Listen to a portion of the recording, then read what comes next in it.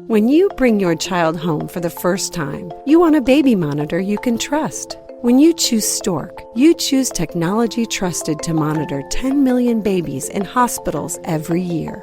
Stork continuously tracks your baby's pulse rate, oxygen saturation, and temperature. Visit MassimoStork.com to learn more. Stork, a revolutionary baby monitor, is born. Stork is not a medical device. Read and understand all product labeling. Massimo data on file. Moms and dads, I bet you can relate to this email. Kirk, my son is just like the kids you described in your podcast. He comes home feeling defeated after school, feeling like he isn't smart. But I got him Crunch Labs and he loves it. Building the new toy and watching Mark Rober makes him feel smart. And then he explains, talking a million miles a minute, like our kids do, all the cool science facts he's learned. It's like I get my real kid back when he's building his Crunch Labs toy. And that is exactly why I was so psyched when my niece first told me how her son loves Crunch Lab. Confession, this is the one sponsor I wanted more than any other because it's such a perfect fit for our kids. So go to crunchlabs.com/calm and you'll see why. Crunch Labs is a STEM monthly subscription build box for kids. Your kids get a really fun toy in the mail every month. And what kid doesn't love that? And then they put it together by watching a step-by-step video from former NASA engineer Mark Rober, where he teaches all the cool physics that make the toy work. Mark's passion is helping kids think like engineers. And this helps your kids develop resilience and problem-solving skills while having a ton of fun. Get your kids something they will actually love, use, and look forward to getting all throughout the coming year. Build your child's confidence now.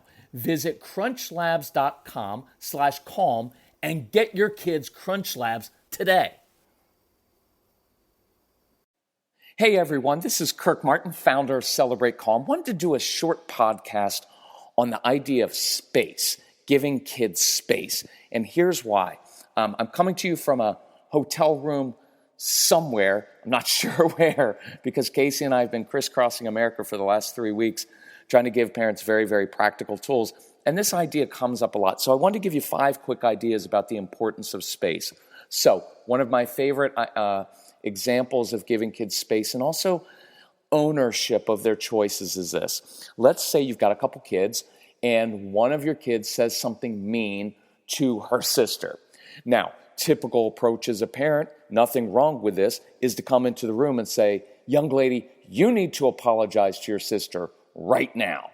And what's that daughter going to do? The strong-willed child, when told to do something immediately, is almost always going to resist. No. Young lady, if you don't apologize right now, I'm going to take away everything you own. Fine.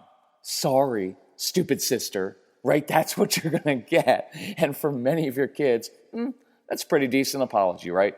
But let me show you a different way to handle this. Let's say that you walked over to your daughter and in a very low-key, confident way, because that's how I like a lot of discipline. Look, it's partly why I want people to listen to our CDs is because it just gets into you the tone of voice that is so critical with these kids. And I want you to have a very quiet confidence because that is very settling to kids that are prone to being upset and to being very strong-willed. So imagine you walk over to your daughter and say, hey, honey, I know that when you're ready, you know the right thing to do. And then you walk away and you start to drink. No, I'm just kidding. You don't drink, but you're going to feel like it because it feels like it's now out of your control because you're not making your daughter apologize. But here's why I like this. There's a certain amount of respect in here all the way around. You're respecting your daughter saying, I respect you enough to believe you know the right thing to do. And you know why? Because I have modeled that for you 100 times in our home when I've done something wrong. I love the phrase, when you're ready. Now, here's a caveat. Never, ever, ever use it this way. Hey, son, when you're ready, put your shoes on. We need to go. Never then, because you'll never get the shoes on. But in an emotional situation, in a power struggle situation, here's what that phrase does for the strong-willed child. See, I'm a very strong-willed person. When you would demand that I do something immediately, I resist. But when you use that phrase, when you're ready, it's almost like it releases them to do the right thing, but you're giving them some space to do it.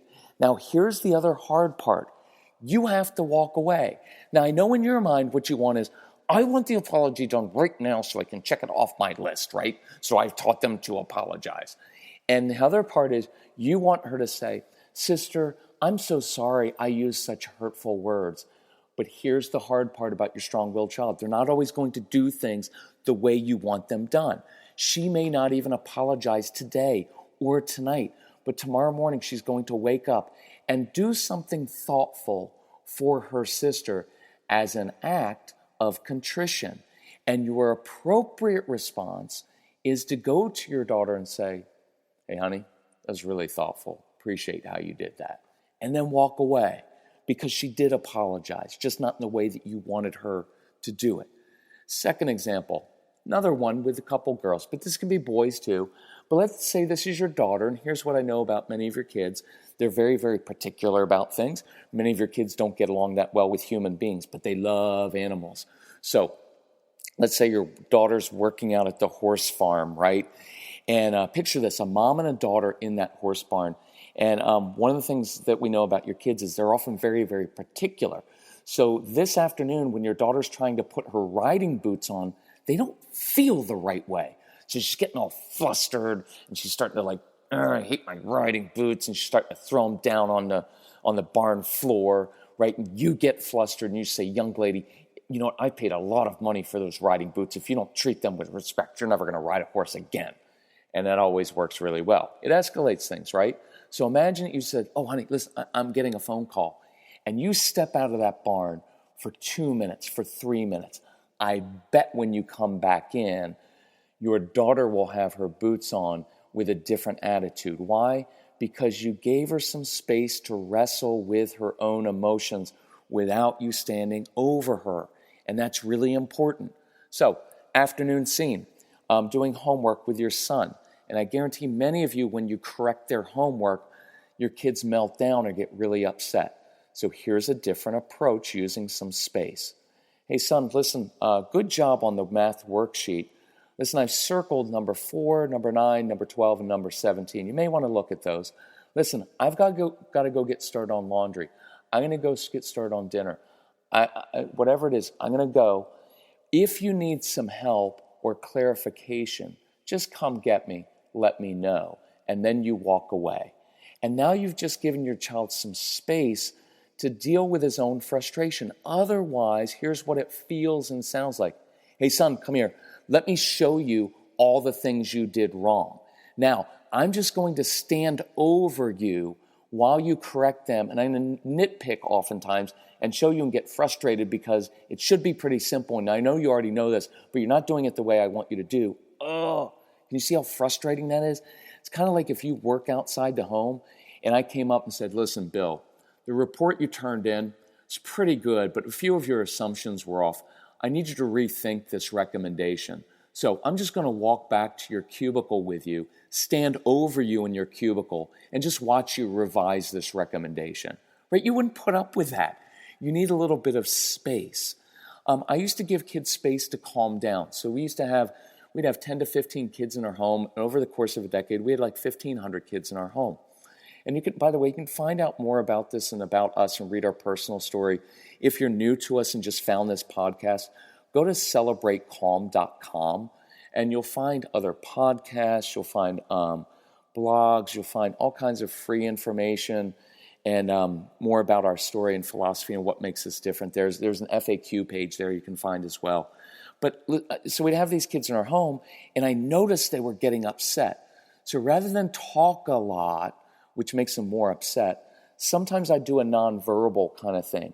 And I knew some of the kids like playing football, so I'd walk into my living room, I'd hold up a little Nerf football. I may even toss it up in the air to myself a couple times. And then I'd remove myself and go outside. And what I was communicating was, I know that you're frustrated, and I'm just going to give you some space. I'm going to go outside. And if you want to come join me and we can play catch, I'll help you calm down, right? It's just giving space. Final example is this. Sometimes even giving chores to kids, I'd say, listen, I do this to my son all the time. Listen, I'm about to tell you something you're not going to like. And listen, I don't need you to like it. I don't even need you to be happy. I don't even need you to have a good attitude right now. Right? I'm giving kids some space to own their own reactions. But Case, I don't need you to be happy or like it. I just trust that it's going to get done. So by 7 o'clock, I want you to rake the leaves in the backyard. And then I would often remove myself and walk away. Why? Because I knew he wasn't going to like it. I didn't want to get in a fight about it. I didn't want to react to him when he was like, oh, I don't want to do my chores. Chores are stupid. It gave him some space to wrestle with his own disappointment and then just go do it. So I encourage you this week, look at all the different ways from the time you get up in the morning to getting your kids to eat, to dinner time, bedtime, bath time, whatever it is, homework time, emotional times.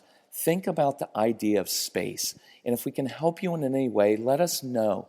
Just email my son. His name is Casey, Casey, at celebratecalm.com. You can even put the word space in the subject line, and he'll know you listen to this podcast.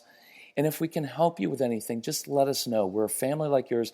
My son Casey was a very, very strong-willed child. He gets all the stuff. He gets your kids. He knows how to help you.